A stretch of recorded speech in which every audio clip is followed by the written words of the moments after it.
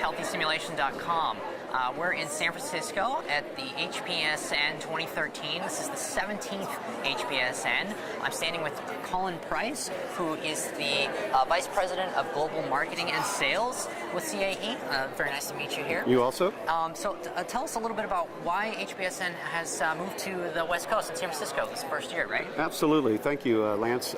We moved HPSN to the West Coast here in San Francisco this year to capitalize on a very large part of our customer base here on the West Coast, as well as in Asia, making it a little bit more convenient for them to attend this year. And, you know, it's proved very successful because we had a much larger contingent this year from the western part of the country and in our Asian,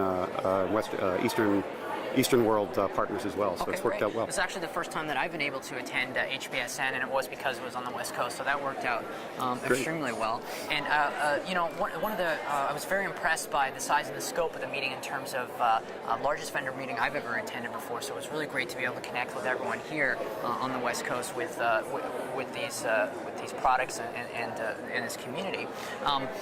One of the things that I was really impressed by, and I would hope you can touch on, is the keynote address that was provided by Blue Angel lead pilot John Foley. Can you touch on that? Absolutely. So we are very fortunate to have John Foley, who spent many years in the Navy as a naval aviator and served in the Blue Angels for a number of years, and in fact was the lead pilot for the Blue Angels. And you know, I think at this point we're all familiar with the links between aviation and healthcare simulation.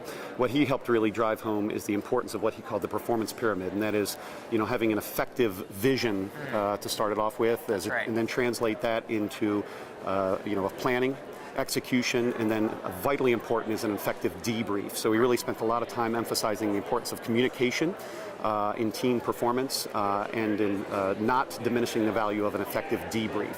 It was a really compelling and exciting keynote address. We were very lucky to have him present. It's one of the best ones I've ever seen. I mean, in this industry and others. I was really impressed by the degree that the Blue Angels really prep and go over each and every event. And Amazing. They use audio video systems even 20 years ago, recording it with a VHS and playing it back and talking about every single moment that occurred while they were up in the air. It was really impressive to me.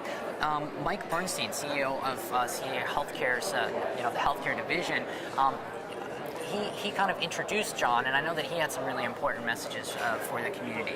Yeah, for sure. So this year was a little different. We didn't do a standard keynote address to our over 1,000 registrants that were here at the meeting. What we did is take the opportunity in a keynote to really deliver a call to action.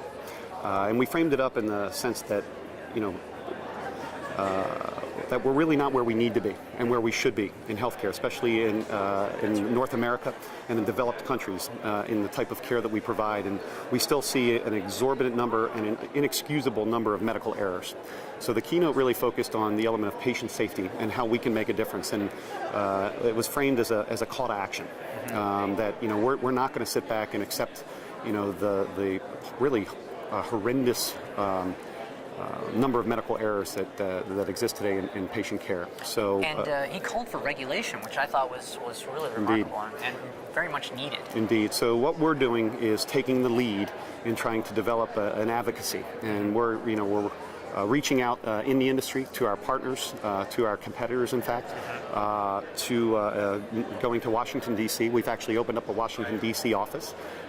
We have some lobbyists that we're working closely with. We've had some congressmen down to our headquarters in Sarasota. We have opened dialogue with congressmen in Washington, and you know, we're trying to get a sense for, you know, what it's going to take to, in fact, rally advocacy and rally action, more importantly, up to and including potentially regulating this industry. If you look at healthcare, aviation, right? What made all the difference in aviation was the fact that finally people said enough is enough. We've killed enough people. We've had enough planes go down, unfortunately. It's time to do something about it. They did something about it, and they regulated the industry. The FAA now regulates it to a high degree, and they've created an NTSB, which helps to, without placing blame, get to root cause of issues and look to identify potential solutions to improve the overall quality of the industry. Right, and the potential in healthcare for that to occur is absolutely. It is. It's quite provocative, but we don't accept it in aviation. We don't accept it in other high-risk industries like nuclear energy, critical infrastructure, right.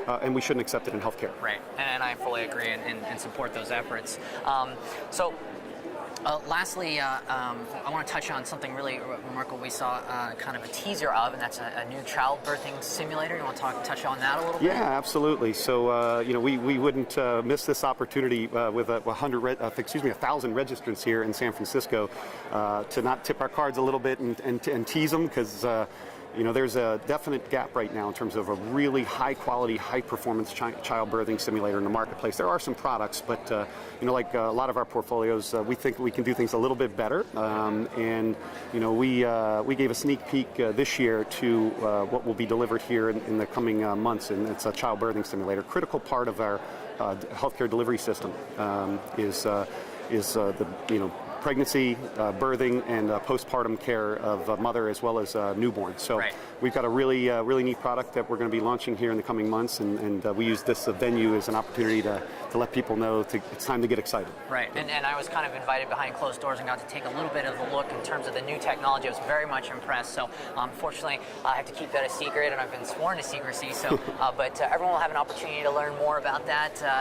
I believe at IMSH 2014. So the product will most likely be out by the end of the year. So I want to I want to thank you for allowing me to come out to the event. And I gave 3 presentations this year, including how to get return on investment by building external business contracts for your center, why you need a SimTech and how to get one, as well as a session on audio-video production techniques and how you can really increase realism to your simulations by really thinking about what goes on behind and in front of the camera. So it was a really great opportunity to kind of engage with the community. So I really appreciate it, and I want to thank you. You bet. Thank you for coming out, and thanks for being such a great partner. Absolutely. Yeah. Cheers.